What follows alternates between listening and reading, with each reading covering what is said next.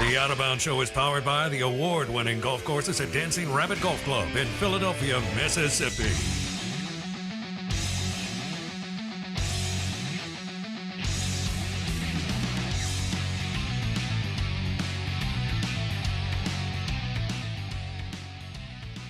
All right, Nick Saban with his 7th national title.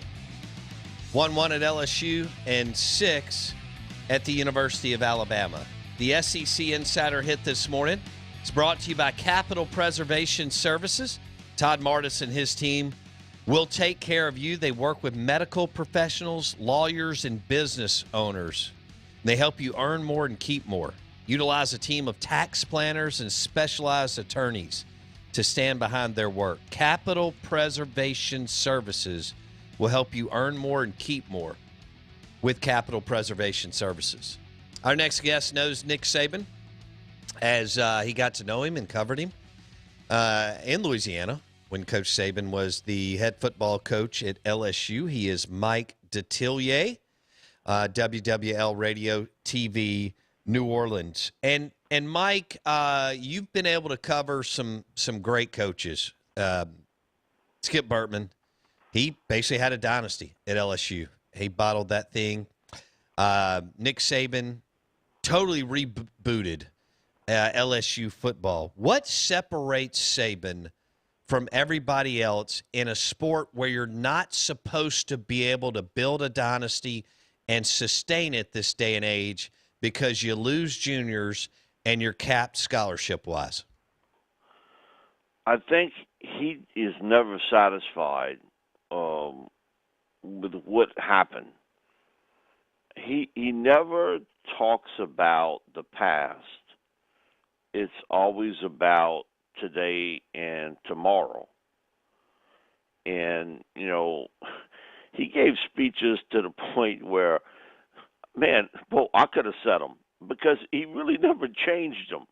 But that was a big part of it with him, that everybody wants to talk about their past.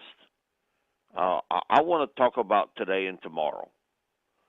And he said, I think that that's a big key to success in any business or any sport, is always striving to put away the past to work for, you know, basically the next game, the next season. And I have really never heard anybody sort of speak that way. And I think that's what separates him.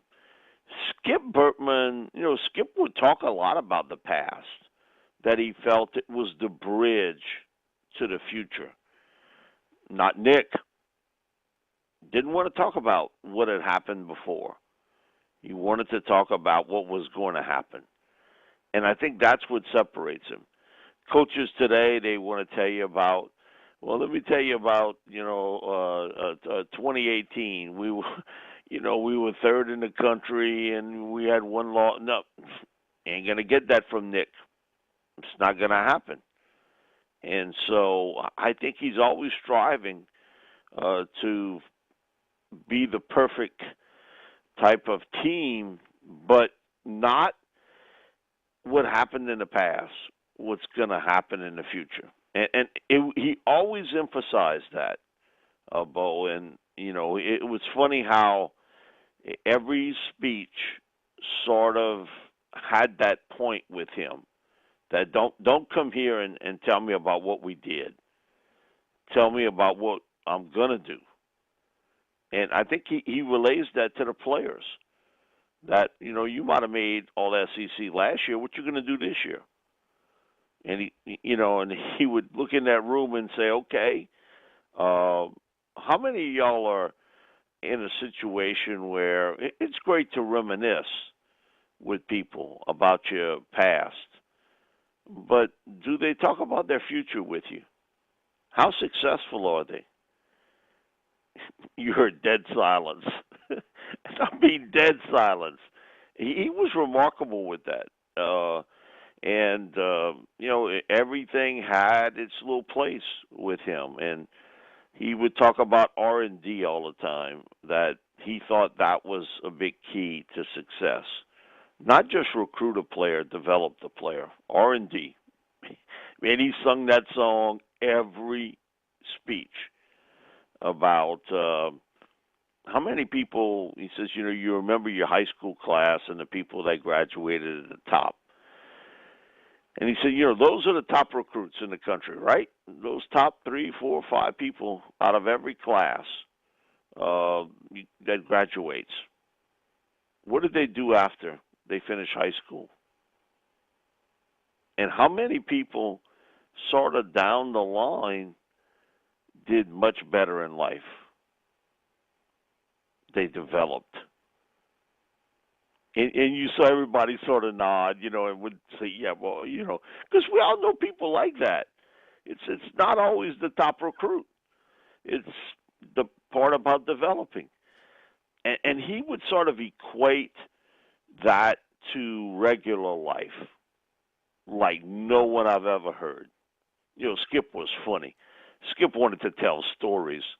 That was his deal. He always had stories. Do you hear stories from Nick? Not really. He's not a storyteller. I'm around Coach O. He's a great storyteller. Today he is. He wasn't at Ole Miss, but he is today. I think that part he sort of developed. And, he'll talk about his past and stuff like that. But, with Nick, he's not about telling a story. He's about emphasizing a point to you of why he's successful. And he has got, I'll never forget, this was probably early October on a Monday night. I got, and I had him on last night. He's one of the best guests I've ever got on is Pete Jenkins, longtime defensive line coach, 79 years old. He always laughs about, man, I talk about them old coaches, them guys in their 50s, and that sort of thing. And he's working in Miami with prospective prospects for the NFL draft today. 79 years old, just never quits. And I was telling him, about certainly things that happened this year were so unusual for coaches. And he said 2 things are going to happen. He said, one, a lot of coaches up in age are going to walk away from this game after this year. Because he said, coaches are creatures of habit. You do the same thing over and over and over and over and over again. Couldn't do that this year. And he said, it throws you out of whack. And you think, maybe I can't do this anymore. And he said, in a year from now, they're going to think about it, and they'll be back in the game, but they're going to walk away for a little while. And he said, secondly, I think they're going to find out that you better have people around you that have the pulse and the heartbeat of the outside world. He said, look at Nick Saban. He walked with his team, when all this social unrest was happening in America. He said, do you think that Nick Saban's the type of guy that goes home and sits on the couch and watching the CBS nightly news? Or is he watching Sean Hannity? Or is he watching CNN or whatever you watch, you get your news from? He said, that ain't Nick Saban. He ain't sitting home watching the news. But he said, Mike, they got a couple guys on that. He puts on every team because he said, I've been around it. And they got a job I wouldn't want. They tell him what's going on in the outside world. Now he said, here's a guy almost 70 years old. And you got to explain to him of what's happening. If it's COVID, if it's the social unrest or what happened this summer, of what's happening in Washington, D.C. He said Nick is so cocooned, he don't pay attention. He's not seeing what's happening in the outside world. Like you said, like most coaches, they don't get to see that because they're not going to work at 6:30 in the morning, not coming home at 5. You know, so you got to have people around you to tell you. And he said, secondly, you got to have people that got enough backbone to tell you, hey, coach, we got to talk. There's something seriously happening here. And he said, he's got that. And he said, here's the best part. He listens. He said, a lot of coaches, they don't want to hear it. Oh, well, I'm not part of that. I don't know anything about what's going on. Okay. But he said, Nick listens. Well, he said, it's funny, huh? After Nick walked, how many other coaches took that same walk with his players? Virtually everyone. Mike Detillier on the Abita Amber guest line talking Nick Saban, who Mike covered down in Louisiana.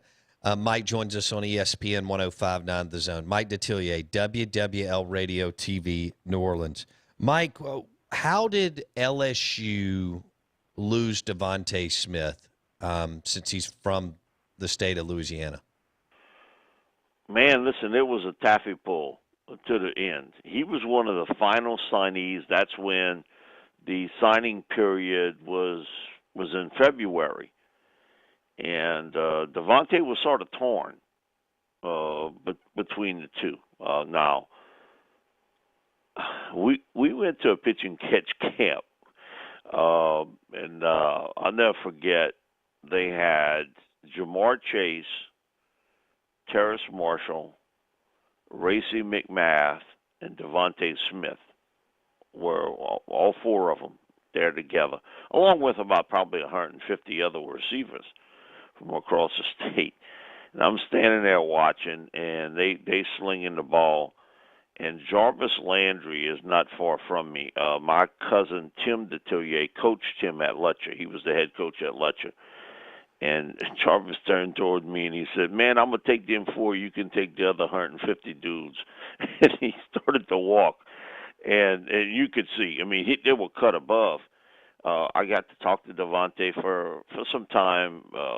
It was hard to interview him because he didn't say much. And it still doesn't. I mean, but you sort of had the feeling he was seriously thinking about it, about leaving the state. And he wanted an opportunity early, and, he saw some of that talent going to LSU, and, man, it was close at the end. And it was a difficult decision, and he's told me that. It was difficult, but he said he thought he had a better opportunity to play earlier at Alabama. He said the success of championships at Alabama certainly weighed into it, but he said he had just had a feeling that it was the right place for him, and that sort of did it. But it came down to those two schools, and it was deep in the afternoon before he made the decision to go to Alabama over LSU. But it was really tight. But I just think his relationship with Nick Saban and his belief that Nick would change his offense played a huge part in it. I think he had some reservations on if LSU would become that pitch and catch school, which they later did, but I think Saban sort of sold him that, hey, we're going to do that here at Alabama, and I want you to be a big part of it. Right.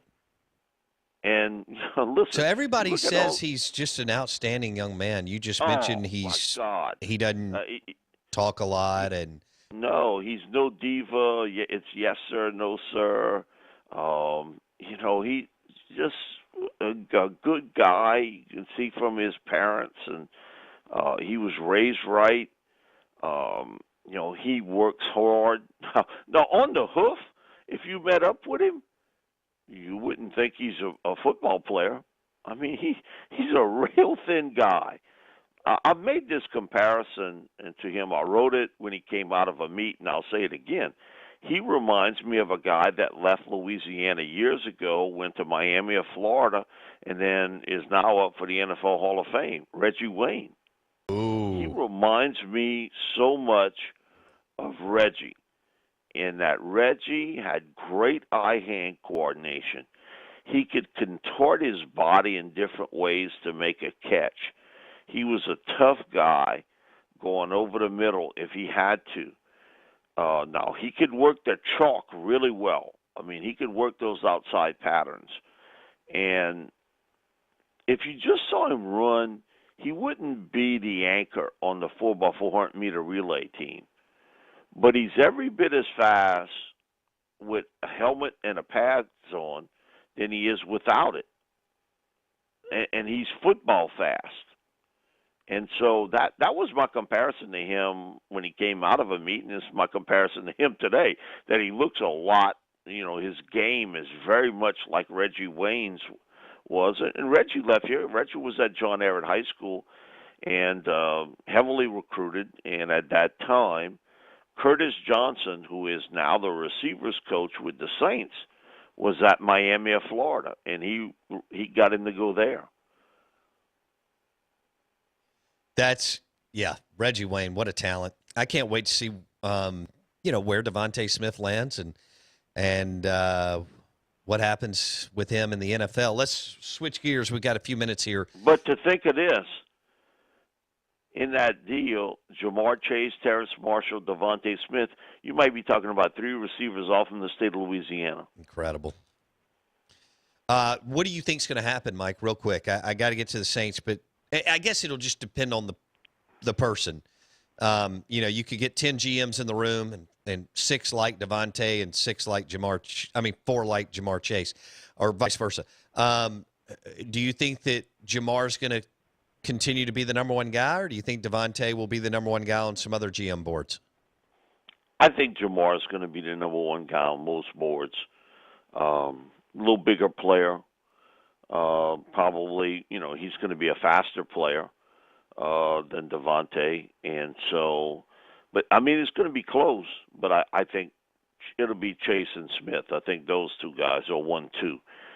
And I think it'll be close. But I think for most teams, Jamar's probably going to get the edge. Okay. Saints, Buccaneers this weekend. Mike, you've covered the game, the NFL, for a long, long time. You know how difficult it is to beat a team 3 times in a season. Brady in New Orleans against Brees. What is the key? Well, first of all, talk about the 3 times, if you would. Talk about how difficult it is to beat a team 3 times, and then we'll get into the matchup. That's a myth. It's not correct. Oh, okay. It's happened 21 times since 1970. And the team that won twice during the regular season is 14-7 on the 3rd time. Wow. And so if you do the numbers, that comes up to 67% of the time the team sweeps the series. So that was probably said by some national announcer. And you after a while, I shouldn't say many. A number of them don't know what they're talking about. Sure. They pull stuff from the sky. They don't do their homework. They hired because of some connections or their looks or whatever. But the myth that it's difficult is incorrect, because all I know is if you play 21 times and you win 14, that 67% percentage of wins is pretty strong. So it's 14-7 the numbers since 1970.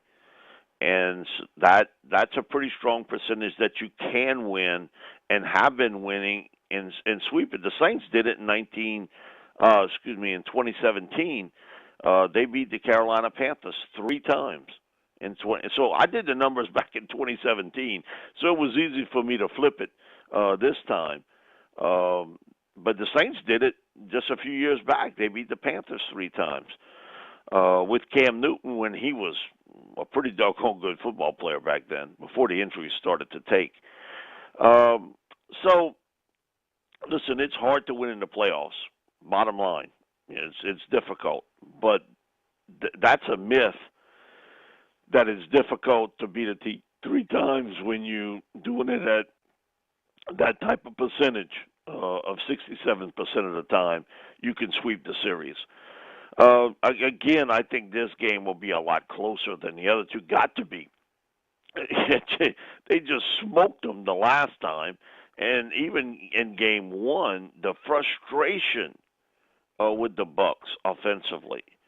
I mean, even though it was an empty stadium, you could see it in Brady. His frustration with guys not running routes right, him getting a lot of pressure. The Saints were nipping at his heels every play, and he didn't like it. And you could see him on the sidelines just, screaming at his offensive linemen. So can they protect Brady? Because that's been something the Saints have been able to do. They've been able to get some heavy pressure on him those two games.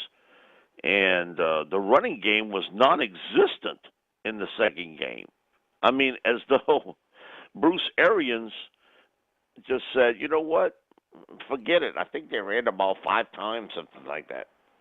So you ain't beating nobody running the ball 5 times. And the Saints just physically got after them.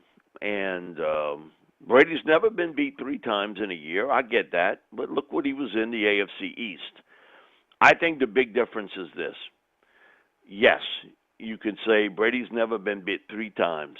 But only thing is, when I look across that field Sunday, it ain't Bill Belichick calling plays. It's Bruce Arians up against Sean Payton. And I'll take Sean every day of the week over Bruce. I just think the Saints are a little better football team right now. So I'm going to go with them. And you start to see a little bit of connection between Antonio Brown and Brady. And that I think that may be the big part of this game behind the scenes. That Brady trusts Antonio. And Antonio had success. Man, I'll go back to 2018 against New Orleans. He caught 14 passes in that game when they lost to the Saints, the Steelers. But Antonio Brown, he spun Marshawn Lattimore around like a top. Abear and I are sitting in the press box, and it's like, come on, I wouldn't throw the ball to anybody else. And you could see Antonio was talking to him. He was talking trash to him. So it's an interesting kind of matchup between the two teams, the physicality of the Saints defense.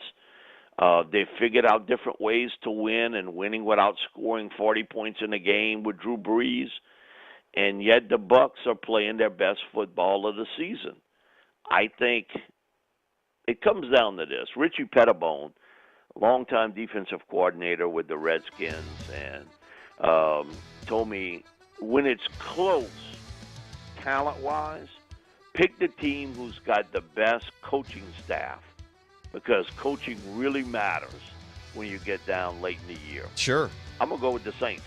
All right, so the Saints host the Buccaneers, and should be a good one this weekend in the Dome. He is Mike Detillier, WWL Radio, on the Out of Bounds Show in the Beta Andy Gator guest line. Mike D, thank you, buddy. We'll talk next week. Thank you, Bo. Mike Detillier on the Out of Bounds Show. Our Saints coverage is presented by Beta Beers and Parrish Beers, both out of Louisiana, and delicious beers at that. Don't forget about Parrish Canebrake Brewing. It is a wheat ale, and it is delicious. We have it on tap in the studio if anybody wants one for lunch. Back in a minute.